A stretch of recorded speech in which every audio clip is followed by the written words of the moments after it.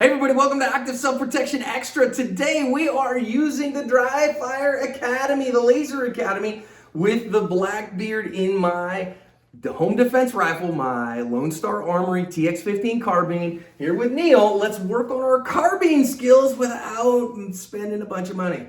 Today's video is brought to you by MagTech Ammunition, the exclusive supplier of range ammunition for all active self-protection training.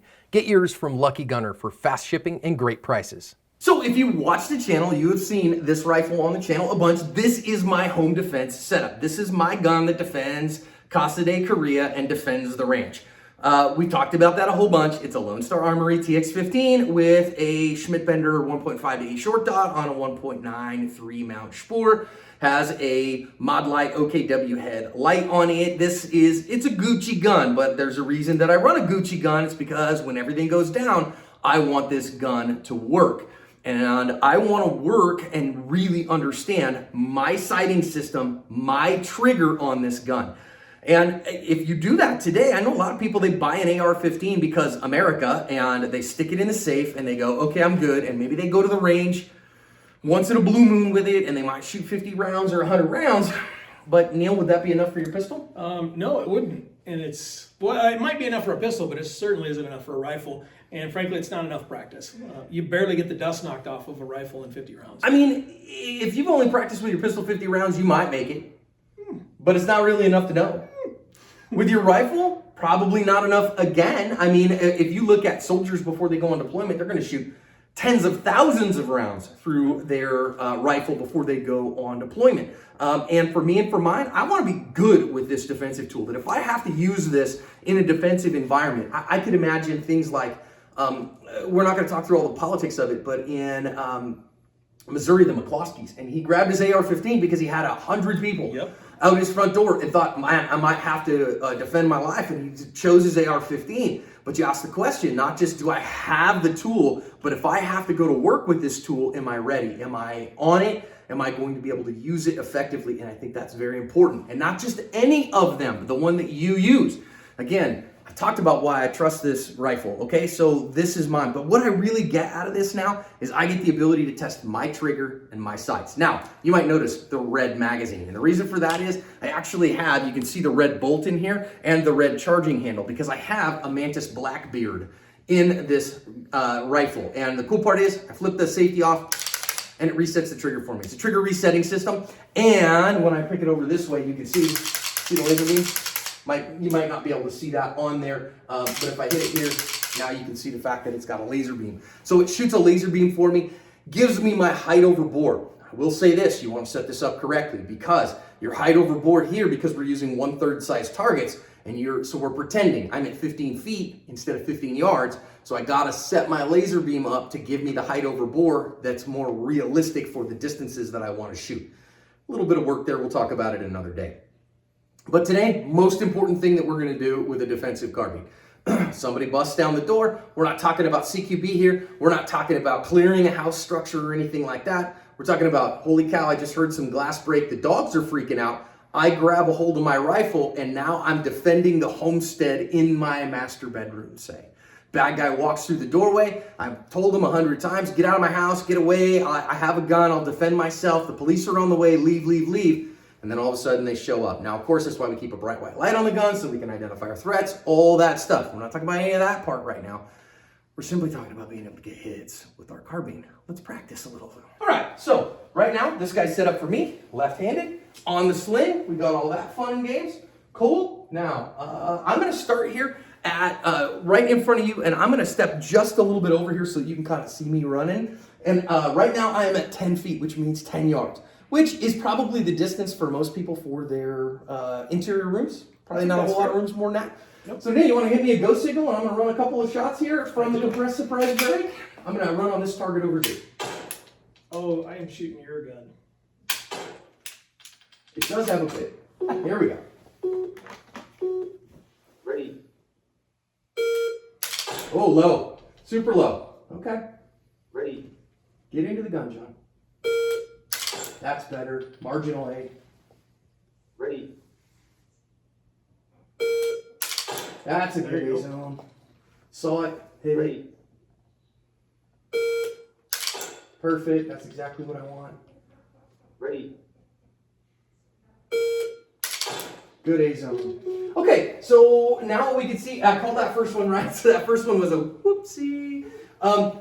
Hip shot. Yeah, hip shot. Now again, we're simulating 10-yard shots here. That number 2 was just a little bit off. It's a marginal Charlie. 3, 4, and 5 really good. And you can see here I'm running around 0.7, 0.8 seconds at 10 yards on an up command.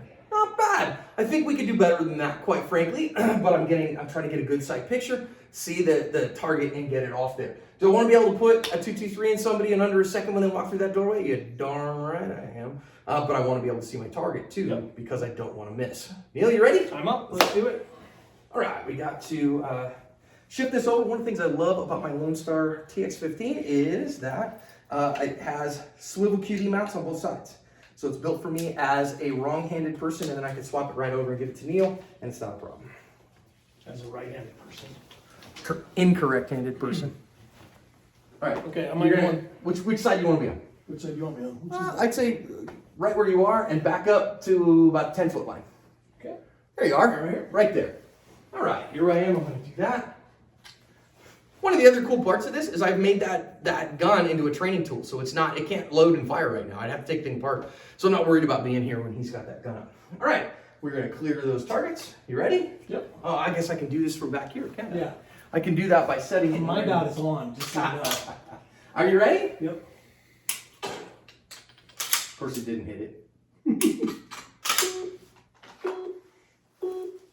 Ready. A little low. Okay. Ready. Still a little low. I gotta watch your offsets here, right? Oh, So it's yeah. running a little higher offset than you think. There we go. Ready. Make sure you reset your safety. Oh, sure. Ready. Oh yeah, that was a fast one. All right, let's take a look here. So that last couple in the 0.5s, and again, 7.6, 8.4, 9.5, so under a second getting up. These couple that are low, I'm gonna put to the fact that he's not thinking about his dot offset for the first couple. You wanna try it again, thinking about your Yeah, dot let's do offset? it. Let's do it. All right, I'm gonna give you a start. You ready? Yeah.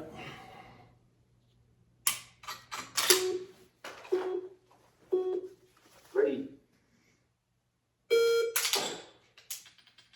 Just the tweaks. Ready. He's using a very high, low ready, and that's okay, because we're thinking about that from that perspective. Ready.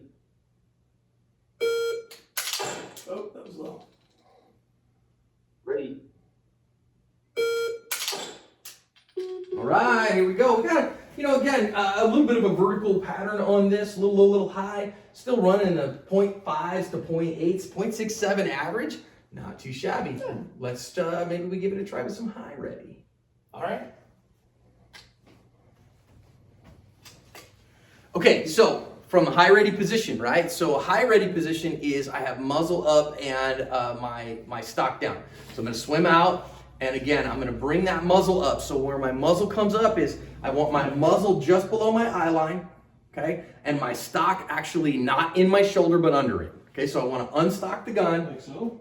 Pretty much exactly like that, okay? But I want my muzzle to be just below my eyes, and what I'm gonna do here is on that beep, I'm gonna drive that gun out, see that sight, and then I can snug it back into me if I want, but remember we're using push-pull too, right? Right, yep. Okay. All right, here we go. Okay, I got you. Ready. Takes a little longer from Yeah, the high it ready, it always does. Good hit. Ready.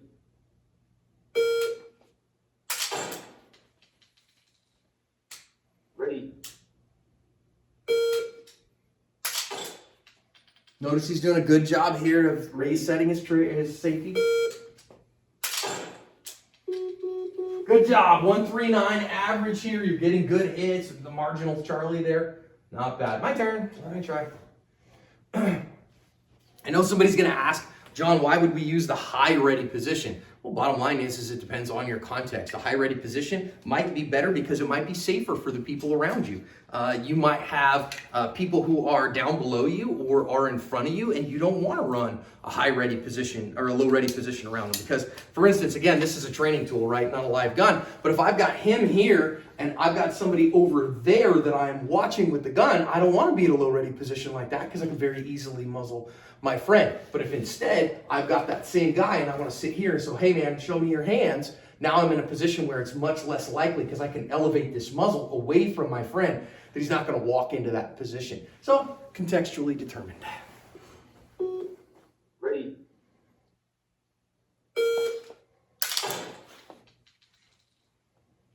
Ready. I had to hesitate there. It was a hesitation to make sure I was in the target. Ready. Low. Ready. Got a marginal A there. So I'm running a little bit faster than Neil, but we kind of expected that. Running pretty okay. I think this is a cool tool, and I think that when I combine all these, I can use my home defense rifle. I can use my home defense pistol. I do love the Blackbeard for that, and I love this Lone Star rifle. I will tell you, I have probably 15,000 dry presses on this Blackbeard. Ooh. I've been running like crazy, and not all the drill that we've been doing now. I've been doing an awful lot of come up and go run 6, right? Feel my trigger, understand my sights. 1, 2. Great, there's 6. That was 18 trigger presses. And one of the things I love about it is I didn't have to run my bolt every time. And this Lone Star gun can handle that. I think a lot of guns, man, you run the trigger that hard and that often, you're gonna start breaking parts in your lower parts kit. And certainly you start running thousands of rounds through the barrel, you're gonna have barrel problems. This gun's not gonna have that problem. But when you combine something like the Blackbeard, it's a couple $100, in a quality rifle with a Laser Academy. I mean, Laser Academy now is what, like $60 or something? I think it's like, yeah, I think if you get the whole kit, it's like 140, but that's lasers, that's them printing targets for you. Like you need them to print targets for you. So yeah, I think it's like $80 for the app and some of the other stuff. So I think in the day of expensive ammo, this is the way to do it. Yep. Way less than a case of ammo in the Blackbeard and then a quality gun, and you're in great shape, and you can practice for thousands and thousands and thousands of rounds. It'll pay for itself in your first 10 sessions. Legit. Thanks, man.